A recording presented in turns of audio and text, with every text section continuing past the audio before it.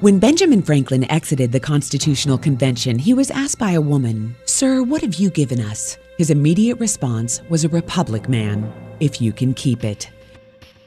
Yet most Americans today have been persuaded that our nation's governmental system is a democracy and not a republic. The difference between these two is essential in understanding Americanism and the American system. Before we discuss political systems, however, it's helpful to address the confusion that has been spread about the political spectrum. Many have been led to believe that the political spectrum places groups such as communists on the far left, fascists or dictators on the far right, and political moderates or centrists in the middle. However, a more accurate political spectrum will show government having zero power on the far right to having 100% power on the far left. At the extreme right, there is no government. The extreme left features total government under such labels as communism, socialism, Nazism, fascism, princes, potentates, dictators, kings, any form of total government. Those who claim that Nazis and fascists are right-wing never define their terms. This amounts to spreading confusion. Towards the middle of the political spectrum can be found a type of government limited to its proper role of protecting the rights of the people. That's where the Constitution of the United States is. Those who advocate such a form of government are really constitutional moderates. So let's analyze the basic forms of government. They are monarchy or dictatorship, rule by one; oligarchy, rule by a few; democracy, rule by a majority; republic, rule by law; and anarchy, which is rule by no one. In discussing these five, you'll see that they can be narrowed down to even fewer. Looking first at monarchy or dictatorship, this form of government doesn't really exist in the practical sense. It's always a group that puts one of its members up front. A king has his council of nobles or earls, and every dictator has his bureaucrats or commissars, the men behind the scenes. This isn't rule by one, even though one person may be the visible leader. It's rule by a group. So let's eliminate monarchy, dictatorship, because it never really exists.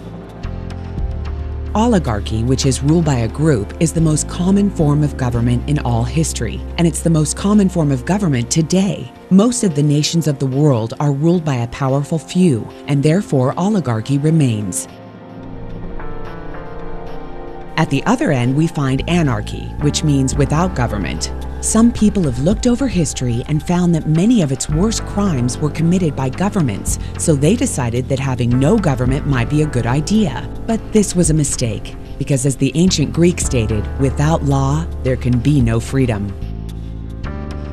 Our founding fathers agreed and held that some amount of government is a necessary force in any civilized, orderly society.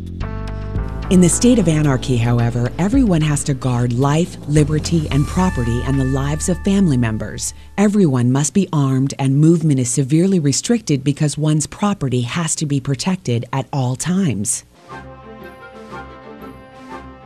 Civilized people have always hired people to do the gardening, the sheriff, the police force, or some branch of government.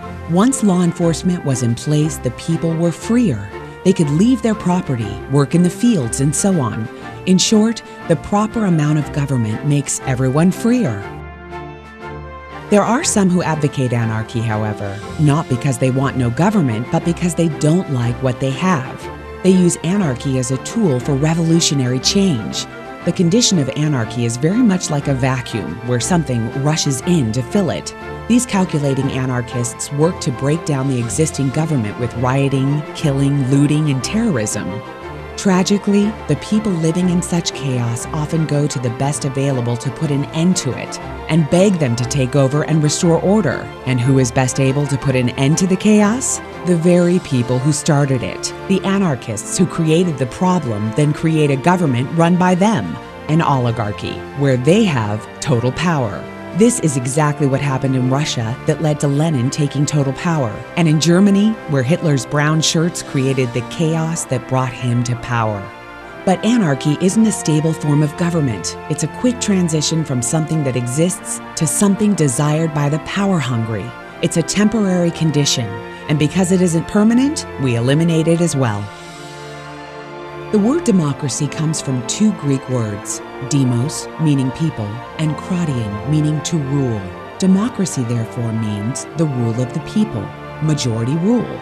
This, of course, sounds good, but suppose the majority decides to take away one's home, business, or children. Obviously, there has to be a limit. The flaw in democracy is that the majority isn't restrained. If more than half the people can be persuaded to want something in a democracy, they rule. What about republic? Well, that comes from the Latin word res, meaning thing, and publica, meaning public. It means the public thing, the law. A true republic is where the government is limited by law, leaving the people alone. America's founders had a clean slate to write on. They could have set up an oligarchy. In fact, there were some who wanted George Washington to be their king. But the founding fathers knew history, and they chose to give us the rule of law in a republic and not the rule of the majority in a democracy. Why? Let's demonstrate the difference in the setting of the Old West. Consider a lynch mob in a democracy. 35 horseback riders chase one lone gunman. They catch him, and they vote 35-1 to hang him. Democracy has triumphed, and there's one less gunman to contend with. Now consider the same scenario in a republic. The 35 horseback riders catch the gunman and vote 35-1 to hang him. But the sheriff arrives and he says, "You can't kill him. He's got his right to a fair trial." So they take the gunman back to town. A jury of his peers is selected, and they hear the evidence and the defense, and they decide that he shall hang. Does the jury even decide by majority rule? No, it has to be unanimous, or he goes free. The rights of the government aren't subject to majority rule, but to the law. This is the essence of a republic. Many Americans would be surprised to learn that the word democracy does not appear in the Declaration of Independence or the U.S. Constitution, nor does it appear in any of the constitutions of the 50 states. The founders did everything they could to keep us from having a democracy. James Madison, rightly known as the father of the Constitution, wrote in essay number 10 of the Federalist Papers, "Democracies have ever been spectacles of turbulence and contention, have ever been found incompatible with personal security or the rights of property, and have in general been as short in their lives as they have been violent in their death." Alexander Hamilton agreed, and he stated, "We are a republican government. Real liberty is never found in despotism or in the extremes of democracy." Samuel Adams, a signer of the Declaration of Independence, stated, "Democracy never lasts long. It soon wastes, exhausts, and murders itself."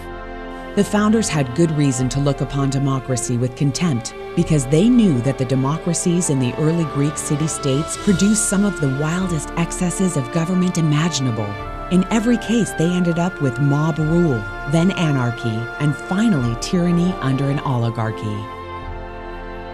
During that period in Greece, there was a man named Solon who urged creation of a fixed body of law not subject to majority whims. Where the Greeks never adopted Solon's wise counsel, the Romans did. Based on what they knew of Solon's laws, they created the 12 tables of the Roman law, and in effect built a republic that limited government power and left the people alone. Since government was limited, the people were free to produce with the understanding that they could keep the fruits of their labor. In time, Rome became wealthy and the envy of the world. In the midst of plenty, however, the Roman people forgot what freedom entailed. They forgot that the essence of freedom is the proper limitation of government. When government power grows, people's freedom recedes.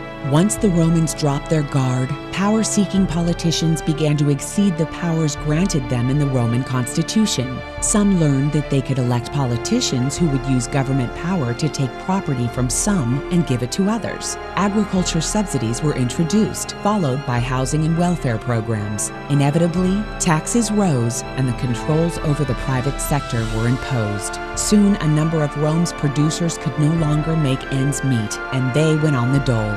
Productivity declined, shortages developed, and mobs began roaming the streets demanding bread and circuses from the government. Many were induced to trade freedom for security. Eventually, the whole system came crashing down. They went from a republic to a democracy and ended up with an oligarchy under the progression of the Caesars. Thus, democracy itself is not a stable form of government. Instead, it's the gradual transition from the limited government to the unlimited rule of an oligarchy. Knowing this, we as Americans are ultimately left with only two choices. We can keep our republic, as Franklin put it, or we will inevitably end up with an oligarchy, a tyranny of the elite.